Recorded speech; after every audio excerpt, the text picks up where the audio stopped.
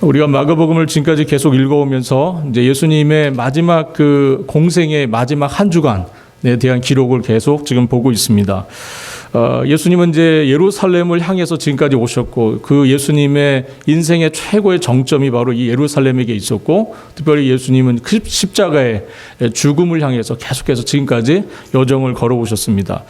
예수님 예루살렘에 들어오신 이후에 종교 지도자들과 처음에 몇 가지의 논쟁을 하셨는데, 지난주에 우리가 살펴본 첫 번째 종교 지도자들과의 첫 번째 논쟁은 무슨 권위로, 그리고 누가 준 권위로 내가 이런 일을 하느냐 하는 것이었습니다. 즉 성전을 정결케 했던 그 예수님의 모습을 보면서 누가 너에게 그러한 권위를 주었느냐, 너는 무슨 권위로 도대체 이러한 일을 하느냐라는 그런 질문을 들으셨고, 예수님께서 그것에 대해서 답변을 하셨습니다.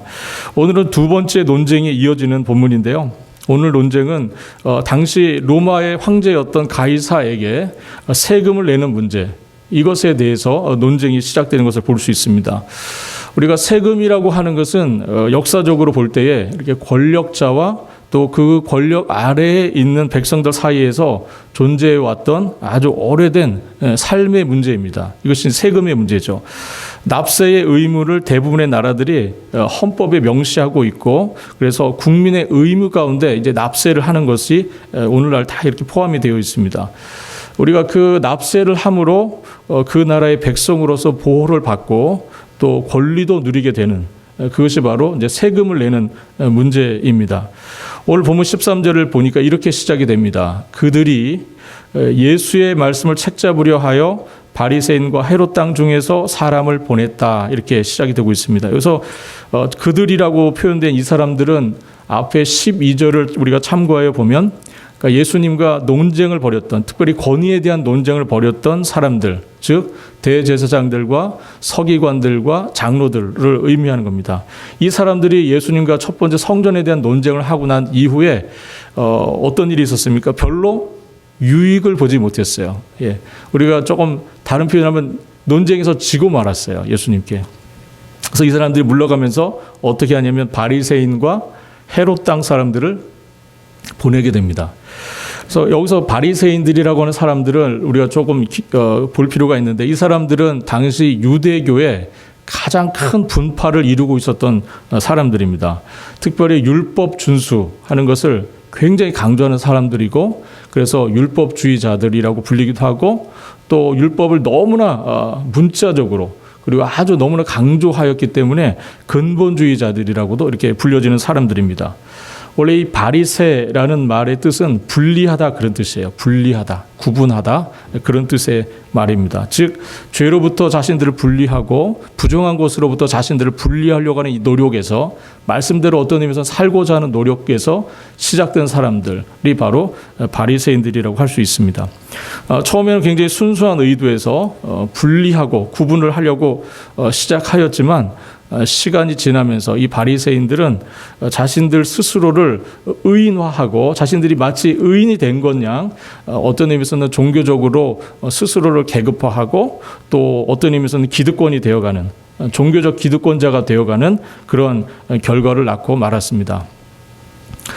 죄를 짓지 않기 위해서 죄로부터 분리하려고 애를 썼지만, 결국 자신들의 그 노력을 통해서 결국 죄인과 의인을 구분하게 되고, 자신들은 죄인이 아닌 의인이라고 스스로 말하면서 잘못된 신앙관에 빠지기 시작했던 사람들이 바리새인들이라고 할 수 있습니다. 반면에 헤롯 땅 사람들은 헤롯 일가의 사람들입니다. 그들은 로마의 지지를 받아서 왕위를 계속 이어가고 있었던 사람들이었기 때문에 자연스럽게 친로마 정책을 쓸 수밖에 없는, 따를 수밖에 없는 그런 사람들입니다. 더욱이 이 사람들은, 이 헤롯은 혈통적으로 유대인이 아니었습니다. 혈통적으로 에돔 사람이었기 때문에, 에돔의 후예들이었기 때문에 유대 왕가로서의 전통성, 정통성, 이게 굉장히 어려웠고요. 그래서 그것을 만회하기 위해서 오랜 시간, 예수님 당시에 40년 넘게 성전 건축을 계속 해오고 있었습니다. 성전 건축을 통해서 유대 백성들의 마음을 환심을 살려고 하는 그런 일을 했었던 사람들입니다. 그러므로 성전 건축이 순수한 의도, 종교적인 마음에서 나오는 아주 순수한 의도에서 했던 일이라기보다는 정치적으로 성전 건축을 이용하는 그런 사람들이었습니다. 그런데 종교적인 이유든 어떤 정치적인 이유에서든 사실 이 바리새인들과 헤롯 당 사람들은 평소에 친한 사람들이 아닙니다. 친해질 수가 없는 사람들이에요, 원래는.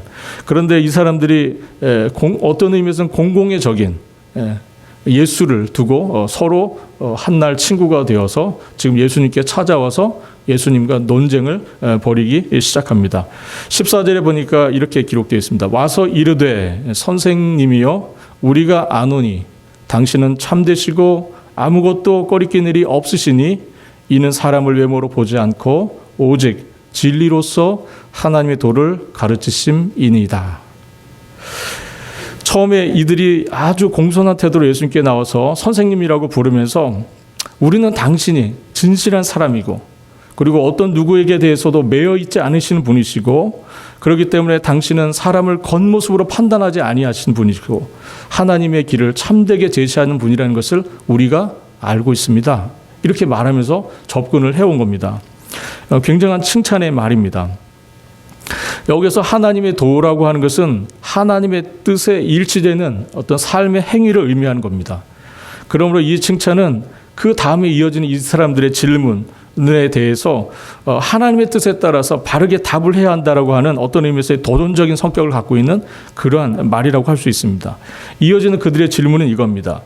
로마 황제인 가이사에게 세금을 바치는 것, 그것이 바로 그것이 옳은 일입니까? 우리가 해야 할 일입니까? 아니면 하지 말아야 할 일입니까? 이렇게 문제 제기를 합니다. 이 질문은 로마 시민으로서는 당연히 해야 되는 문제죠. 로마 시민은 당연히 가이사에게 세금을 내야죠.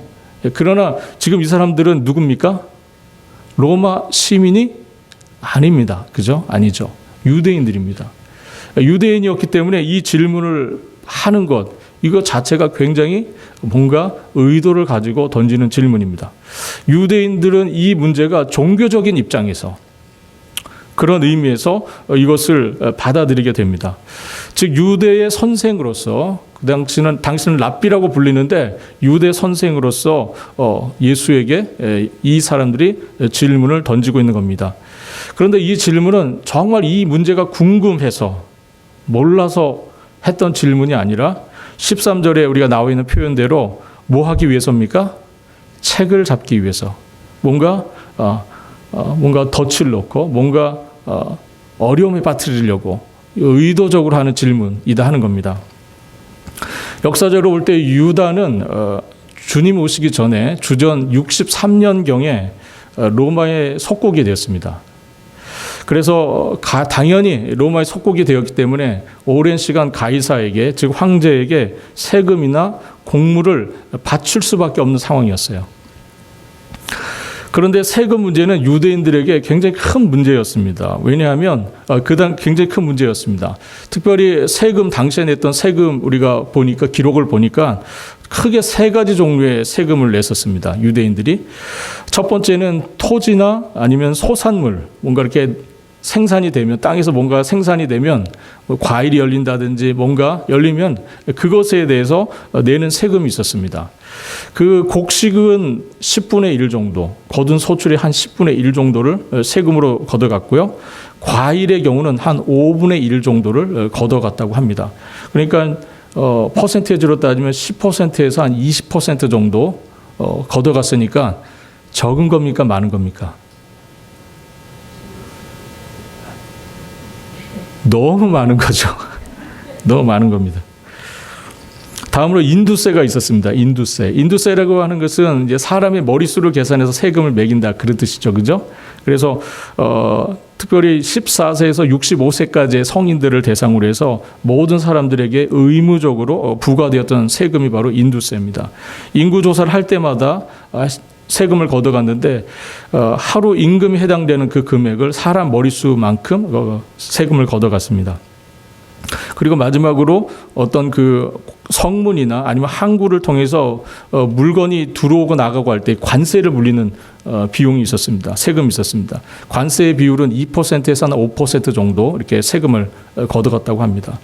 이 세 가지 정도의 세금을 로마가 유대에 부과했는데 특별히 유대인들에게 있어서 아주 거슬리는 세금이 있었습니다. 그것은 바로 인두세예요. 특별히 열심당원들, 그 당시 열심당원들은 이 인두세가 이스라엘이 로마의 속국이라는 것을 표현하는 세금이었기 때문에 그것이 굉장히 거슬렸고요. 그리고 또 마치 이 세금을 낼 때 이 세금은 마치 우리가 하나님을 섬기는 백성들인데 마치 우리가 황제를 하나님으로처럼 섬기는 사람들이라는 인식을 줄 수 있어서 이 세금을 내는 문제에 있어서 굉장히 유대인들이 불편해했었습니다. 실제로 많은 세금 중에 많은 부분이 이방 신전, 그 당시 로마가 섬기고 있었던 수많은 이방 신전의 신전을 유지하는 비용으로 돈이 사용되어졌었기 때문에 굉장히 유대인들이 이 부분을 불편해했었습니다. 그러나 여러분들 세금 안 낼 수 있는 상황입니까? 세금 내야죠. 예. 유대는 로마에 세금을 낼 수밖에 없는 상황입니다. 예. 세금을 내야 했었습니다. 그래서 이 질문이 굉장히 중요한 질문이었습니다. 이 질문에 대해서 예수님께서 예스라고 대답을 하셔도 문제가 되고요. 노라고 말씀하셔도 문제가 되는 상황입니다. 만약에 예스라고 대답을 하면 어떤 상황이 됩니까? 바로 반유대주의자들, 그리고 율법을 무시하는 자, 그리고 납세를 인정하는 우상 숭배자, 이렇게 얘기가 되는 거고요. 만약에 주님께서 세금을 내지 않아도 된다, 로라고 대답을 하시면 어떤 사람이 되는 겁니까? 정치 선동가가 되는 거예요. 로마에 대해서 반기를 드는 그런 사람이 되는 겁니다. 그래서 예수님은 예스라고도 말할 수 없고 노라고도 말할 수 없는 질문을 받으신 겁니다. 15절과 16절 한번 같이 읽겠습니다. 한번 우리 상기하는 마음에서 다시 한번 읽어보겠습니다. 15절 그리고 16절입니다. 우리가 바치리이까 말리이까 한데 예수께서 그 외식함을 아시고 이르시되 어찌하여 나를 시험하느냐? 데나리온 하나를 가져다가 내게 보이라 하시니 가져왔거늘 예수께서 이르시되 이 형상과 이 글이 누구의 것이냐? 이르되 가이사의 것이니이다. 예수님은 그 질문을 하는 사람들의 그 외식함, 즉 속이려고 하는 그 악한 생각을 알고 계셨고 그래서 되물어 물으십니다. 어찌하여 나를 시험하느냐? 그리고 데나리온 하나를 가져오라고 명령하십니다. 그래서 이 대적자들이 실제로 데나리온 동전을 예수님께 가져옵니다. 그러자 예수님께서 그 동전을 들고 있는 그 사람들을 향해서 그 동전에 있는 그 형상과 글이 누구의 것이냐 이렇게 물으십니다. 데나리온이라고 하는 이 동전은 은전입니다. 은으로 만든 동전인데 하루 노동자의 하루 품삯 정도에 해당되는 금액이 바로 이 데나리온. 한 데나리온이 노동자의 하루 품삯 때 되는 그런 돈입니다. 이 동전에는 특별한 글과 문양이 있었어요. 특별히 앞면에는 어떤 것이 있었냐면 당시 로마의 황제였던 티베리우스 황제의 이 옆면으로 쓴 얼굴 모습이 이렇게 기록이 되어 이렇게 새겨져 있었고요. 그리고 티베리우스는 머리에 승리를 상징하는 월계관을 쓰고 있습니다. 그리고 그 모습 주변으로 글이 써져 있었는데 그 글이 이렇게 되어 있습니다. 가이사, 황제죠. 가이사 티베리우스 신 어거스트의 아들 이렇게 되어 있습니다. 즉 신인 어거스트의 아들. 그러면 신의 아들이라는 거죠. 티베리우스. 이런 뜻, 이렇게 글이 써져 있었다고 합니다. 뒷면을 보면 뒷면에도 역시 형상과 글이 써져 있었는데 뒷면은 황제의 어머니였던 리비아가 감람나무 가지, 올리브 나무죠. 가지를 들고 또 한 손에는 호를, 왕을 상징하는 호를 들고 평화를 상징하는 글씨가 쓰여져 있었는데 절대적인 대제사장, 제사장 그런 뜻의 글귀가 함께 새겨져 있었다고 합니다. 이것은 이 동전은 로마가 주는 메시지예요. 그 동전을 사용하는 모든 로마 제국 안에 있는 사람들을 향하여 주는 메시지입니다. 어떤 메시지를 주는 겁니까? 그대들은 로마 황제의 통치 아래 있다. 그런 뜻입니다. 이 데나리우스는 제국 내 모든 사람들, 모든 백성들은 황제 티베리우스, 신의 아들인 티베리우스의 은혜 아래서 평화를 누리고 있다. 그러한 메시지를 주는 그런 동전이었습니다. 그러나 여러분들 유대인들의 신앙을 볼 때 유대인들은 가장 10계명에서 금지하는 첫 번째 계명이 뭡니까? 다른 신을 섬기지 말고 특별히 다른 신에 무엇을 하지 말라고 되어 있죠? 그죠? 이미지나 형상 만들지 못하도록 되어 있습니다. 네. 신을 형상화하는 것, 이미지화하는 것 금지되어 있습니다. 그런데 어떤 의미에서 지금 그것을 요구하고 있는 거고 또 가이사를 지금 누구라고 부르고 있냐면 신, 주님이라고 불리게 하는 이러한 일을 그들이 요구받고 있었던 겁니다. 이것에 대해서 이 형상과 이 길귀가 누구냐 이 질문에 대해서 그 동전을 내민 사람들은 뭐라고 답을 해야 합니까? 가이사의 것이라고 이렇게 답을 할 수밖에 없는 상황이에요. 왜냐하면 그들은 신앙적으로 우상을 숭배하고 신을 형상화하고 이미지하는 것 자체가 신앙적으로 금지되어 있지만 그럼에도 불구하고 신이라고 불려지는 가이사가 새겨진 그 동전을 쓸 수밖에 없는 그런 상황이었다 하는 겁니다. 17절에 이에 예수께서 이르시되 가이사의 것은 가이사에게 하나님의 것은 하나님께 바치라 하시니 그들이 예수께 대하여 매우 놀랍게 여기더라 이렇게 말씀합니다. 예수님께서 그 말씀을 들으시고 세금을 바치는 것, 가이사에게 세금을 바치는 것이 옳은 겁니까? 옳지 않은 겁니까? 라는 이 질문에 대해서 드디어 주님께서 17절에서 답을 하십니다. 그런데 주님의 답은 옳다, 옳지 않다 이렇게 말씀하신 것이 아니라 제3의 대답을 하세요. 가이사의 것은 가이사에게, 하나님의 것은 하나님께 바치라. 여러분 이 말씀의 의미가 뭘까요? 이 말씀의 의미가 도대체 뭔지 참 궁금합니다. 이 질문 처음에 세금을 바치는 것, 가이사에게 세금을 바치는 게 옳은 겁니까? 옳지 않은 겁니까? 라고 하는 이 질문은 올무를 씌우려고 책을 잡으려고 했던 질문이라고 말씀드렸습니다. 그렇다면 주님의 이 답변은 그 책 잡으려고 하는 그들의 질문에 대해서 위기를 모면하시기 위해서 임기응변적으로 하신 답변이실까요? 곤란한 질문을 던졌으니까 그 곤란한 질문을 피하게 하기 위해서 임기응변으로 답변하신 것일까요? 그게 아니라고 봅니다. 또 주님의 이 말씀은 가이사의 것은 가이사에게, 하나님의 것은 하나님께라고 말씀을 하셨기 때문에 이 세상에 있는 모든 것들을 엄밀하게 구분을 해서 가이사에게 속한 것이라면 가이사에게 주고 하나님께 속한 것이라면 하나님께 드리라고 하는 이 말씀이실까요? 세상에 있는 모든 것을 그렇게 엄밀하게 이등분해서 가이사에게 속한 것은 가이사에게 주고 하나님께 속한 것은 하나님께 드리라는 그런 의미일까요? 아니면 하나님께서 가이사를 인정하시고 필요에 따라서 가이사에게 바칠 것이 있으면 가이사에게 주고 하라고 하는 어떤 의미에서는 유대인들로서는 반갑지 않은 그런 답을 하신 겁니까? 17절에 하신 주님의 말씀의 의미는 우리가 오늘 본문에서 답을 찾기가 참 어려운 그런 의미를 담고 있는 말씀입니다. 이 말씀의 의미를 우리가 찾아보기 위해서 이 말씀의 뜻을 우리가 헤아리기 위해서 우리가 조금 넓은 시각에서 오늘 말씀을 좀 들여다볼 필요가 있습니다. 우선 가이사의 것을 좀 생각해 보도록 하겠습니다. 가이사의 것이라고 주님께서 인정을 해주셨어요. 가이사의 것이 있었던 거예요. 그렇다면 하나님께서 그것은 가이사에게 주라고 하십니다. 즉 로마가 제국으로서 로마가 한 국가로서 정치적으로 그리고 행정적으로 요구할 수 있는 것이 있어요. 국가이기 때문에 세금을 백성들에게 요구할 수 있습니다. 예, 그걸 하는 주님께서 뭐 하신 거예요? 인정해 주신 겁니다. 로마는 국가로서 당연히 백성들에게 세금을 요구할 수 있어요. 그것은 가이사의 것입니다. 그러므로 가이사에게 주라고 주님께서 이렇게 말씀을 하신 겁니다. 로마 제국 내에 살고 있었던 모든 사람들은 로마가 제공하는 편의, 로마가 제공하는 안전, 그거를 다 누릴 수 있었습니다. 가이사의 보호 아래 로마 제국은 그 당시에 평화를 누리고 있었어요. 팍스 로마나라고 하는 평화의 시대, 굉장히 오랜 기간 동안 로마가 완벽하게 통치함으로 인해서 많은 제국 내에 평화가 실제로 있었습니다. 그래서 많은 성경학자들이 바울 사도가 1차, 2차, 3차에 걸친 그 전도 여행을 그가 할 수 있었던 이유가 바로 이 로마의 평화 시기에 있었기 때문이라고 성경학자들은 그렇게 이야기합니다.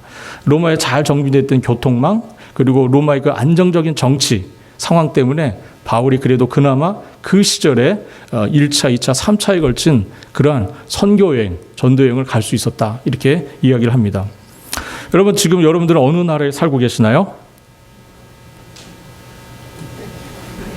네. 너무나 어이없는 질문을 하시니까 어이없다는지 저를 보시는 것 같습니다. 예, 우리 당연히 미국이라고 하는 나라에 살고 있죠.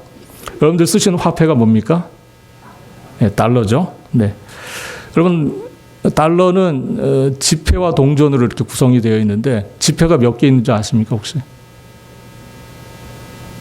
7종이 있습니다. 네. 동전은 몇 개죠? 4가지가 있습니다. 예.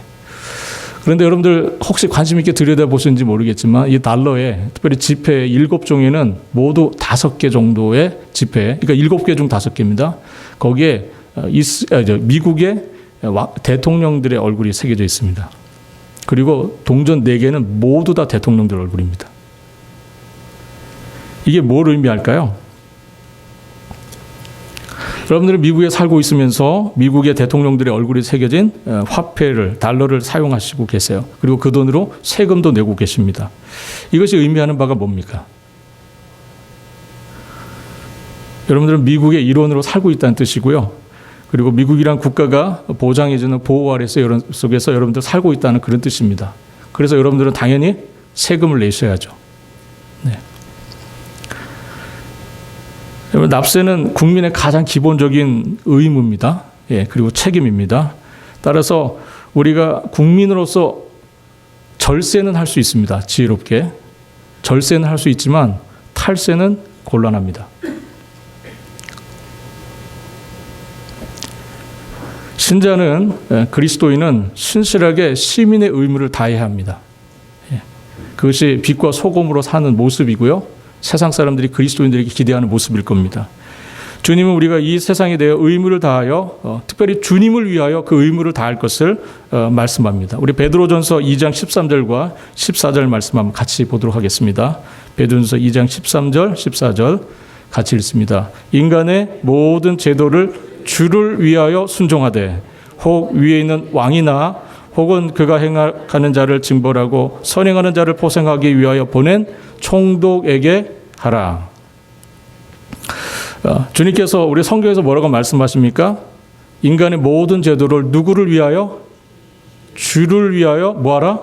순종하라. 예. 특별히 왕에게, 총독에게, 지도자들에게 그렇게 하라. 이렇게 말씀합니다. 그리스도인들은 이 주님의 말씀에 의하면 신실한 시민의 의무를 다하는 그런 사람들이 되어야 한다는 말씀입니다. 1차적으로 그런 의미가 있습니다. 그러나 이 주님의 말씀은 사실은 오늘 이 말씀의 의미는 그 이상의 의미를 주시는 말씀입니다. 그렇다면 하나님의 것은 무엇을 의미할까요? 하나님의 것. 하나님의 것이라고 하는 것은 하나님께 속한 것, 그죠? 그런 뜻일 겁니다. 하나님의 소유물, 즉 하나님이 가지고 있는 모든 것, 그것을 의미할 겁니다.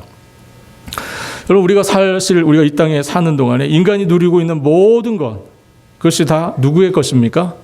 예, 하나님의 것이죠. 하나님만이 모든 것의 유일한 주인이 되십니다.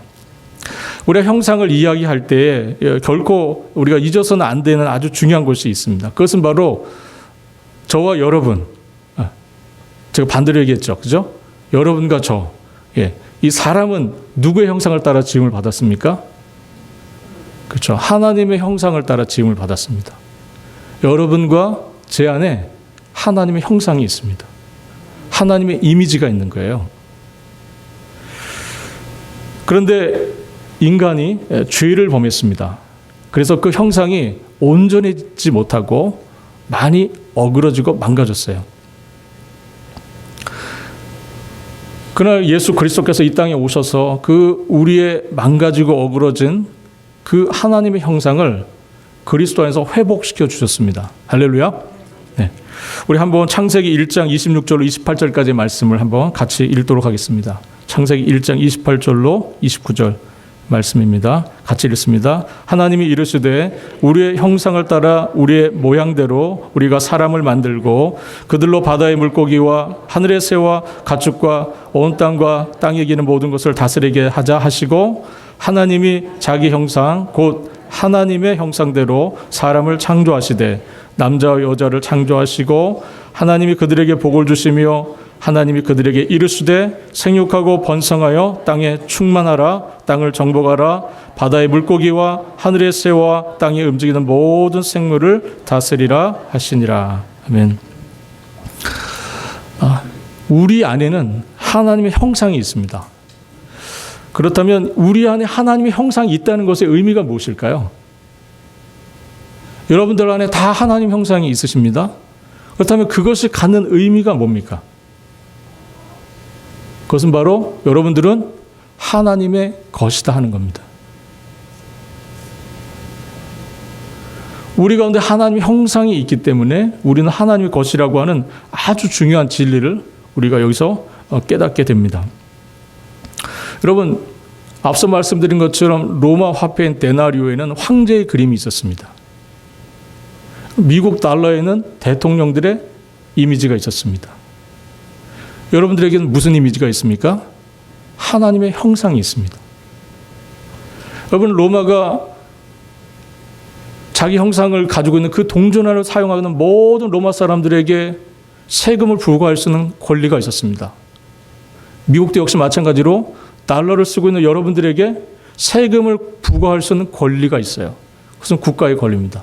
그렇다면 하나님의 형상을 가지고 있는 여러분들에게 우리 하나님은 어떤 권리를 갖고 계십니까?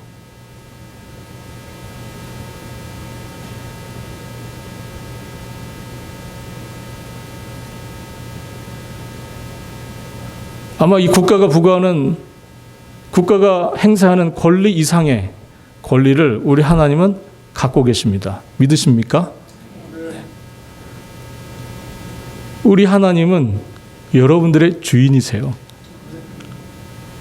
여러분들은 하나님의 것입니다. 왜 그렇습니까?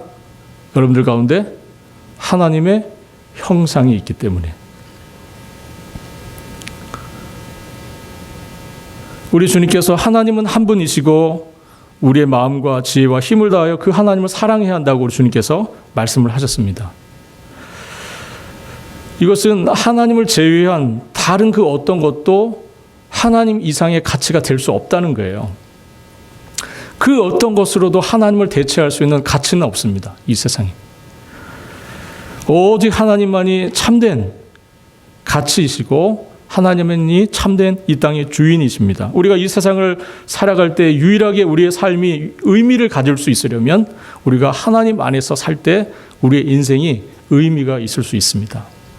마치 물고기가 물 안에 있어야 생존이 가능하고 물 안에 있어야 행복을 누리는 것처럼 사람들은, 우리 인생들은 하나님 안에서, 그리스도 안에서 참된 자유와 행복과 만족과 유익을 얻을 수 있다 하는 겁니다.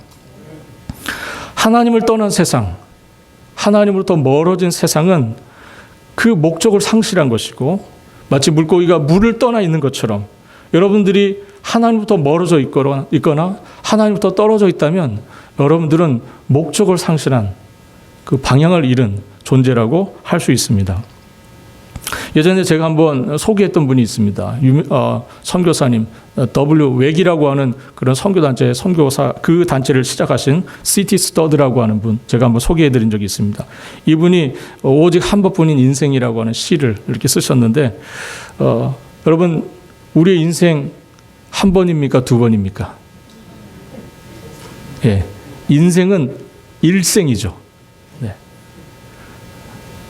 오직 한 번뿐인 인생, 빨리 갑니까? 천천히 갑니까? 나이별로 답이 다를 수 있습니다. 20대는 아직도 20마일로 달리고 있을 것 같습니다. 네. 살아보니 인생이 참 빠릅니다. 그죠? 예. 화살 같다고 이렇게 성경에서 말씀하죠. 날아가는 화살 같습니다. 한 번뿐인 인생 속히 지나가리라. 그리스도를 위한 일만 영원하리라. 한 번뿐인 인생 속히 지나가리라.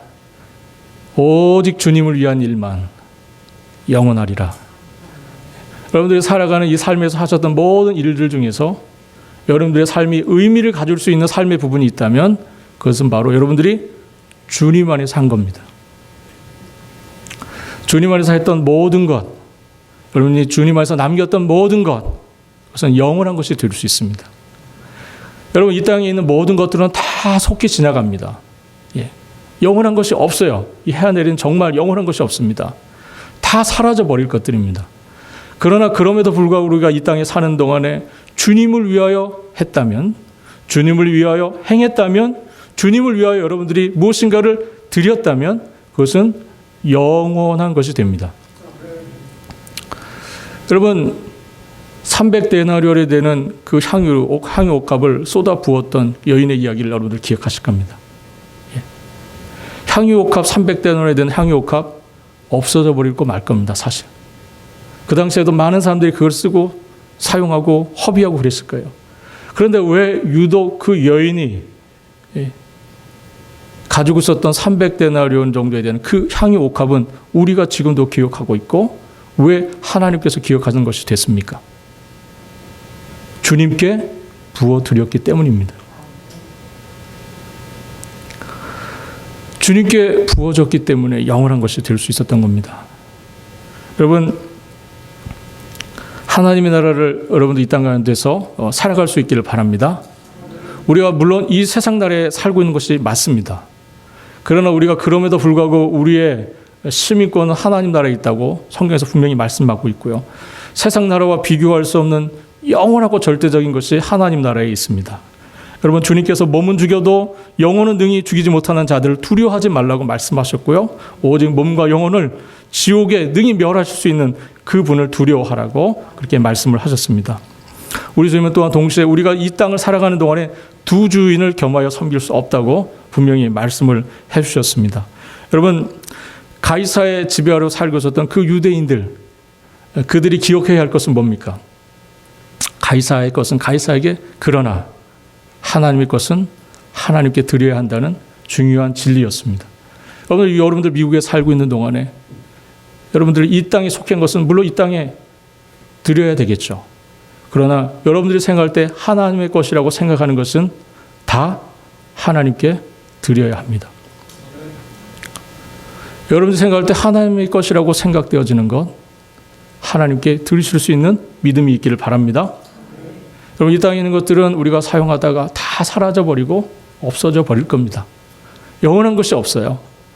그러나 오직 주님을 위한 것, 그것만 영원할 겁니다. 기도하겠습니다. 사랑하시는 주님, 우리의 모든 것이 주님의 것입니다. 만일 우리 손에 들려진 것이 있다면 그것은 주님께서 우리에게 주신 선물일 것입니다.